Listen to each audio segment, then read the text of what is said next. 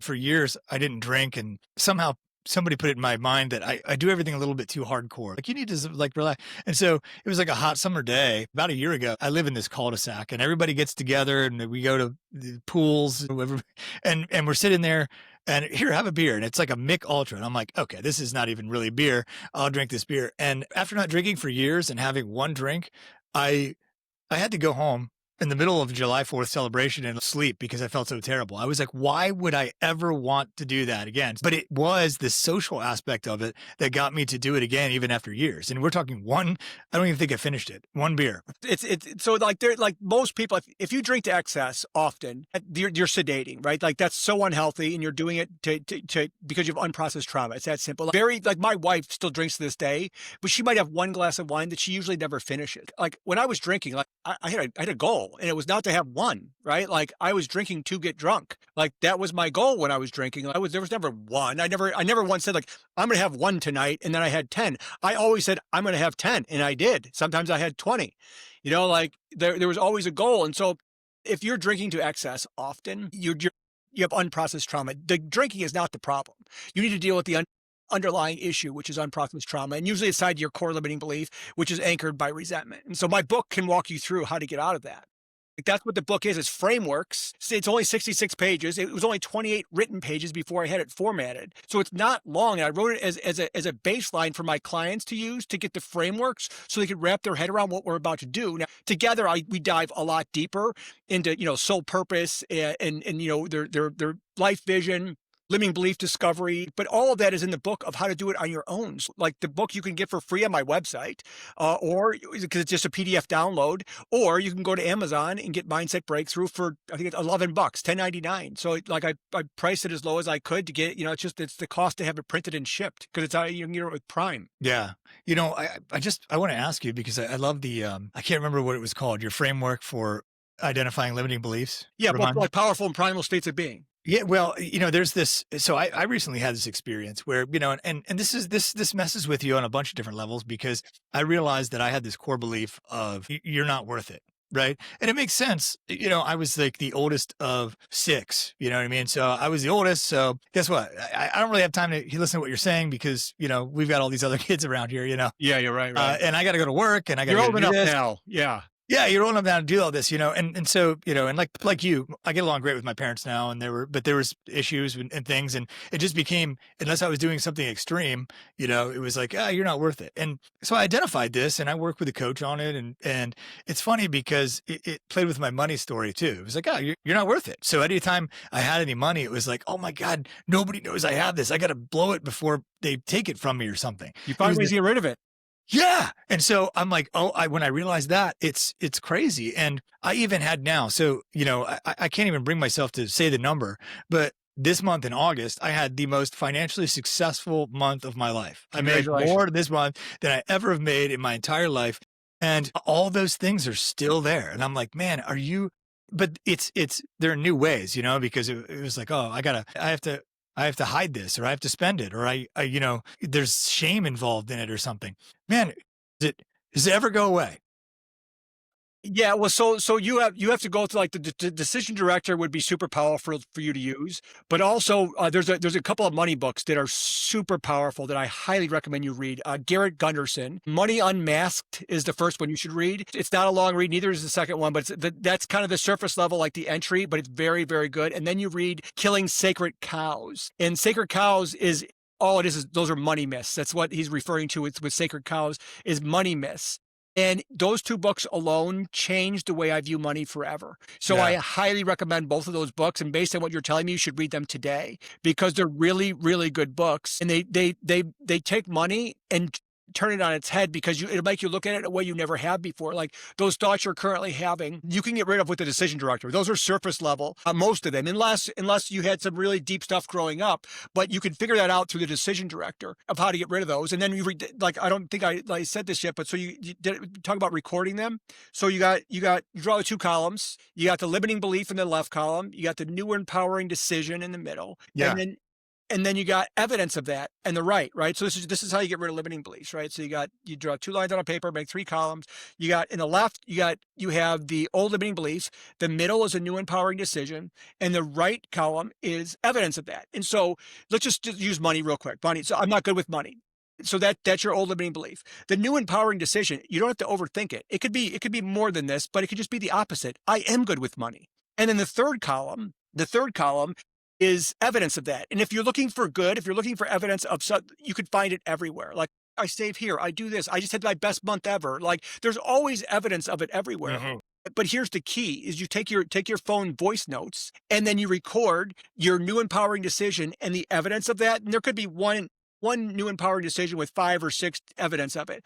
And you record that in your voice notes. And then you listen to it 3 times a day for like a month. Because here, what that does is it's your voice, you're programming your subconscious with what you now believe. It's incredibly powerful. And some people feel dumb doing it. And even I did when I first started doing it, until I realized it worked. That's how I got rid of seeing Range Rovers and Rolls Royce and saying rich asshole to saying, look at all the abundance in the world. That's how I did it. Yeah. That's So beautiful. powerful. I've done some things like that and seen some results. You do feel silly doing it, or like listening to your own voice, but I think it did have an impact. So But if you read like Think and Grow Rich, for example, yeah, right? Like, you want to talk about like there's lots of stuff in there that you'd be like, I'm not going to do that. I'm not going to like have a conversation with people I'm not. Well, that's what the richest people in the world did, right? That's where he got this information. He interviewed the richest people in the world at the time, and that's what he brought the consensus of what they all did. So if you're better than the richest people in the world, so, more power to you. But yeah, like getting outside of your comfort zone, and in order to grow, you got to get uncomfortable. And if recording your thing in your phone and listening to it is uncomfortable, good. That's exactly what you need to do. If it's uncomfortable, you should be doing it. It's why I start my day off doing like after I do my gratitude journal, I go do right now I'm doing 100 sit-ups, 50 push-ups, and 50 air squats. Like, I just move my body. Like, it's just quick. It takes 3-4 minutes, and then I take a cold shower. And the reason I take a cold shower, now I don't get in it when it's cold. Just everybody's like, well, how do you do that? Well, I'm not a crazy person. I put it lukewarm. I get in there, and then I make it colder, and I just deal with it. yeah, And one, it resets your nervous system, right? So it's an incredible feeling. It also reduces inflammation. Inflammation is the cause of all disease. So that's just a yeah. bonus too. But it also forces your subconscious to deal with discomfort, because growth is uncomfortable. And if you're Yeah. staying comfortable in your spot right here, it's because you're sitting there being comfortable, and that's no place to grow. And if you want something, if you have desires you don't have, it's because you're sitting there being comfortable. And usually it's in your misery. Usually you're being comfortable with the exact mindset you don't want, because it's what's familiar. It's what you've had for 30 years. It's what you know. So teaching yourself to get uncomfortable, then I'll teach your subconscious, like, oh wait, I want to grow. I have a desire. I'm going to go do this uncomfortable thing, because it gets used to doing uncomfortable things. That's why you should start your morning off doing something uncomfortable every single day. Force your body to do something uncomfortable. Yeah. Jim, since we're talking about uncomfortable, I kind of brought up, this area that I realized there's room for growth in, this still a money belief tied to my core belief. What's an area that you struggle with? The money stuff is something like so to your point is like how do you get past it? Well, some things that are super deep, you're always dealing with, right? Like it's not like I never have any negative money thoughts anymore, but I don't Sure. live there. That's the difference, Yeah. right? It's not like I never go primal on anything, right? Like I go primal every single Yeah. day, right? I get Sure. stressed, but like people used to cut me off and I get mad, and now I'm just like, oh, well, maybe he's having a rough day himself. Yeah. Maybe he's spaced out and didn't know. Maybe he cut me off on purpose because he's going to beat up his girlfriend. I don't know what that guy's deal is, but why would I let him upset me, right? That's giving meaning to something that doesn't serve me, getting mad about that. That's like, same thing with resentment. Holding on, it's like eating poison, expecting the other person to die. Yeah. It serves no purpose. And so the difference is I don't let myself live there anymore. Like, if I go primal, if I get stress, fear, anxiety, I live there for 30 seconds, maybe a minute, and I give the story meaning that serves me. I don't sit there and let it dwell, because if you let it dwell, because you'll meet people and they'll be like, oh, I'm having a bad week, or I'm having a bad month. And so something bad happened to them a month ago, and they're still living in it today. Sure. Because they keep telling themselves the same story that's not serving them over and over and over again. And then it becomes their personality, right? Like, yeah, I don't, do you know Joe Dispenza? Yeah. He always says your personality creates your personal reality. And it's Yes. so true, It right? is. Like, if you let your personality become oh, that happened to me and I'm mad about that. Well, then that becomes your reality. And all you see through your filters is this negative stuff. You see bad, bad, bad everywhere. When if you look for good, you'll find that everywhere too. But we only see what we were looking for, where our thoughts bring us, right? Yeah. So money is an area that I'm very conscious of, that I had deep, super deep limiting beliefs with. And so anytime a money issue does come up, I just make sure I'm like, oh, that's not true. I don't believe that anymore. Like I thought fact, right? So Yeah. anytime if I go primal on money, I immediately say that's not a fact. I don't believe that. And it's that practice. If you pick up one thing from this call, from this conversation, is labeling thoughts and facts in your head is one of the most powerful things you can do. And it takes a little practice, but once you do, it becomes automatic. And that's the idea is being able to switch. Like, so for me, like powerful and primal states of being, when I go primal, it's automatic that I switch to powerful. I don't have to force it anymore. My subconscious is already looking for the good in every situation, partly because I taught it to do it. But in the morning, my gratitude, thank you for today. Thank you for negative event in my life. I'm grateful. So when you could find true gratitude in the bad stuff that's happened to you, because if you're looking for it, there's always good. When you can find gratitude in the bad stuff, your life changes, right? If you can't be grateful for your current bank account, your current life circumstances, if you can't be grateful for where you are today because it's making you who you need to be, then you're never going to get to where you want to go. Like there's that guy, Jelly Roll, right? Like that guy's a very, very interesting dude. But if you listen to some of his songs, he's like one of his songs is like I don't like the man I used to be, but it may be the man I am today, right? Yeah. Like, so he's grateful for who he was because now he's doing so much good in the world and he's changing people's lives. If he wasn't that bad dude that was, I think he was a drug dealer or whatever he was, crystal meth or whatever. He was not a good dude, right? Yeah. But that built the man that he is today, and he's grateful for that man, right? He Yeah. doesn't like that he was him, but it built the guy he is today. And so learning to be grateful for where you are, no matter where it is and where you came from, everything, even the ugliest things, will change your life. Yeah. Just something that I'm interested in because I sort of balance this at home. I have, you mentioned you have twins. And I thought it was funny today. I wasn't going to share this, but you said you have twins. They're two and a half. And I was sitting there reviewing your book this morning, and they look at the back of the book and they're like, "Dada, Dada," and I was like, "Oh man, that poor guy." We do look. We do look. I see that. I see why they think that. Yeah, I mean, you can see like the similar hairstyle, sort of white beards, whatnot, just in the face there. I thought that was funny. But That's so funny. one of the things I think of is that what is the obviously you do this work. How does it affect your relationship? How does it reflect your parenting style? Kind of knowing this, because I know it's like my partner, she does not want me to be a coach to her, and I often I think a lot about the things that the difficulties and the circumstances that created my core limiting belief, and I want to create something different for them, but I'm not sure. I thought my dad told me something very wise because he said, he was very hard on us when we were growing up. And then I actually had a younger brother that was born, he's 18 years younger than me. So he's almost in a different generation or whatnot. And my dad was completely different with him. He was like, I want you to stay with me as long. He didn't get his license till he was like 20. My dad didn't force him to go to college like I Super did. baby. Yeah. And my dad's like, I'm like, what the heck? What are you doing there? And he goes, you know what I realized? He goes, I realized that no matter what I do, I think the parent really only has like 50 or 60%, influence over what the outcome's going to be. He goes, I don't think it could be 100%. And I thought it was 100% and I was wrong. And I was like, oh, wow. So I'm just curious how this relates to your life at home. Well, so there's like, it's interesting. It's like there's a ripple effect, right? Like, so I've been clearing all this, and like I used to yell a lot because my dad yelled a lot, right? Like that's what his dad yelled a lot. So he yelled a lot, so I yelled a lot, and I didn't like that I yelled. Every time I yelled, I didn't like it, right? It would send me primal. Like I didn't know that when I was yelling, there was primal. Hadn't learned that yet, but I knew I didn't like it. And I'd always try to stop myself, and I got to start doing it less and less. And then when I started to get into personal development work, I realized like, oh wait, like this is something that's from my past, and I don't have to do this. And as years went on, I stopped yelling. And my son, I have boy-girl twins, so I get to see the yin and the yang because they're both the same age. And my son, he goes, I noticed you don't yell when you get mad anymore. And I said, that's conscious. I said, I never liked that I did that. I said, it was something my dad did. My dad always yelled. He went immediately to yelling. So that's all I knew. So I was wired to yell. And so I had to rewire that. And so like, if you learn stuff from me, you could rewire it too. And so there's been this ripple effect, like with my family and my wife. Like, here's a story that I actually don't share this a lot, but my wife's read my book 4 times because she helped me edit it. Right. And so But she never read it with the eyes of somebody who needed personal development because she's into personal development on some level, nothing like what I am, right? Like I go way deep on everything. It sounds like so do you.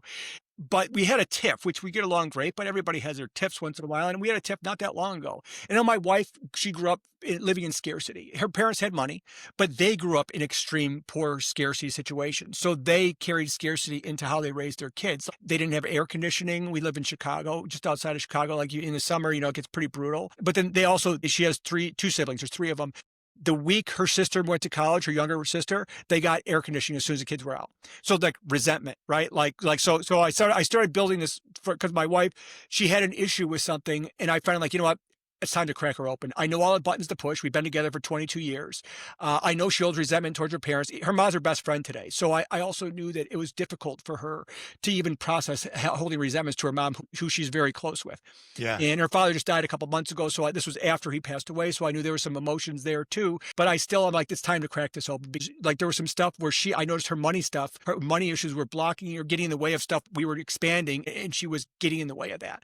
And so once I cracked her open, all of a sudden, like the floodgates opened because she's like all this stuff about, oh, I had to shop at, Ben Franklin. My friends got to shop here. My mom cut my hair, like all this stuff because I knew it was built up I knew it existed. And so while even like my wife, who's not super into personal development like I am, she read the book multiple times and didn't think it applied to her, but she took the knowledge in. And then finally, when I cracked her open, it was like, and she was like this weight. I could see it in her face. Like she was lighter. It was just different. And so like what I would say from learning this stuff and creating it in your own life, like you don't have to apply it to anybody. You don't have to try to get your wife, your kids.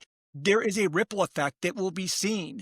And it like my son asking me about that was like so powerful to me because it's like, oh yeah, I consciously stopped yelling because I didn't like what I did. And I did it on instinct because it's what I knew. And it was a belief I had that when I got mad, I had to yell because that's all I knew. And so once I decided to change that, look how much you notice. Like you notice so much that you like, because I get mad now. I'm like, all I say is like, do you think that's the right thing to be doing? Where before I would have like topped my lungs, like angry, like yelling. Yeah. And I never felt good when I did that. And so if it doesn't feel good, it's not true, meaning you don't have to do it. It's just a story you're telling yourself to get there. Tell yourself a different story. We're all only as good as the stories we tell ourselves. Like I always say, thoughts aren't neutral, right? Thoughts are commands to your subconscious. So be very aware of the stories you tell yourself because your subconscious believes them to be true. Like I am statements, especially I am not. I am not good with money. I am not a good reader. I am not, whatever that I am not you're saying is program your subconscious to give you more of the thing you don't want, which is why you keep getting it. Yeah. Yeah. That's a beautiful and profound story, Jim. Thank you for sharing that. Yeah, like it wasn't even that long ago, right? Yeah. I wanted Yeah. her to find it on her own, right? Like through my Yeah. journey, and through my ripple effect, right? Like, but it wasn't because she's so close to her mom and her dad too, and he had just passed, and so I didn't want to.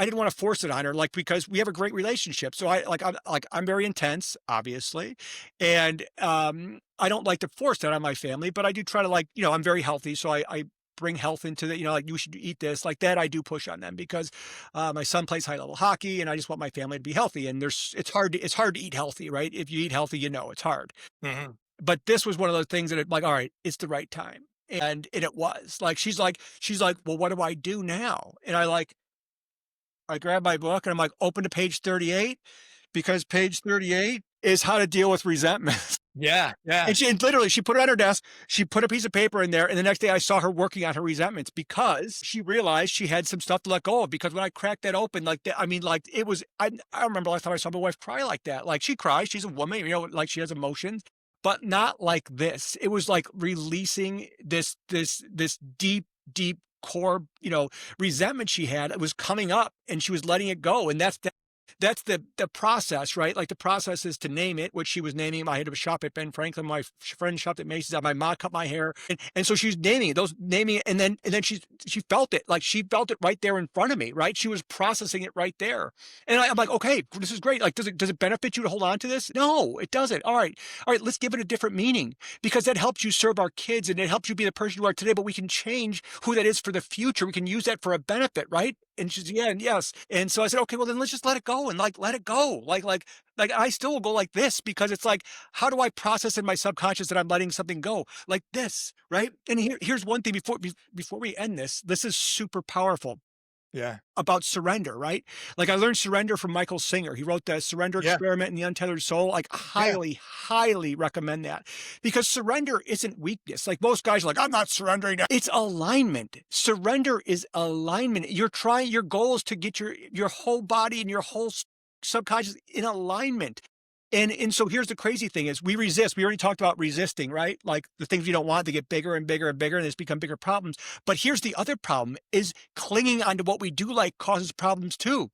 And people always say, wait, what? Like I can't hold on to what? No, you got to experience it, let it pass through and go to the next moment. They're just experiences. Like I'll give you an example. You go to the beach and you see the most beautiful sunset you've ever seen. It's the best one in your life. There's 30 colors up there. It's amazing. You're like, oh my God, I want this so much. I can't wait to go back and see it again. And then you go back to the beach the next year. And what happens? It's overcast. And now and it's beautiful in its own right? Like the clouds over the Sure. moon. It looks Yeah. amazing. But it's not this beautiful thing that you held on to. And now something you loved is letting you down. And you're going primal from something you love when you could have just processed it like, oh, that's amazing. I can't wait to see whatever I see next time. And you go when it's overcast, like, look how beautiful that overcast over the ocean. I'm looking out at the ocean. Like, how amazing is this?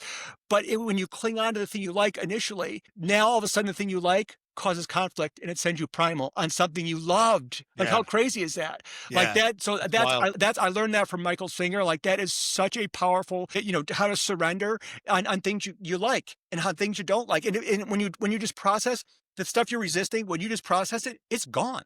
Like it's no longer affecting you. Like there's nothing left. There's nothing left to weigh you down. There's no resentment left. When you just process it in the moment, when you're avoiding like looking at your bank statement even, or a bill or whatever, all you're doing is making it bigger and bigger and bigger. And Yeah. you're thinking about it more and more. I don't have.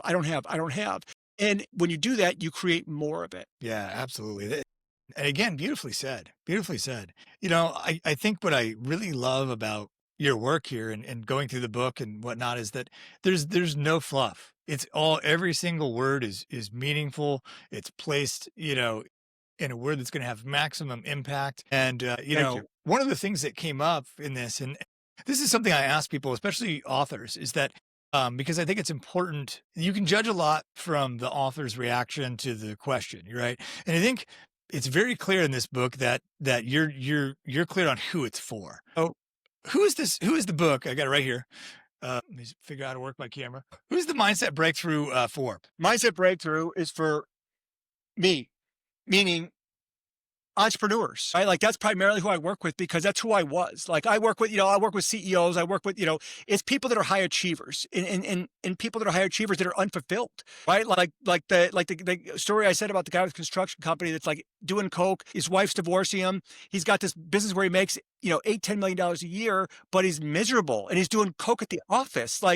So I help people like that. Like it doesn't have to be that extreme, right? You don't have to be doing coke at your desk to know you have problems and know you're just not happy and not fulfilled. So I work with people that are, on their way up, people that are all the way up and aren't happy. I work with people that are just starting out.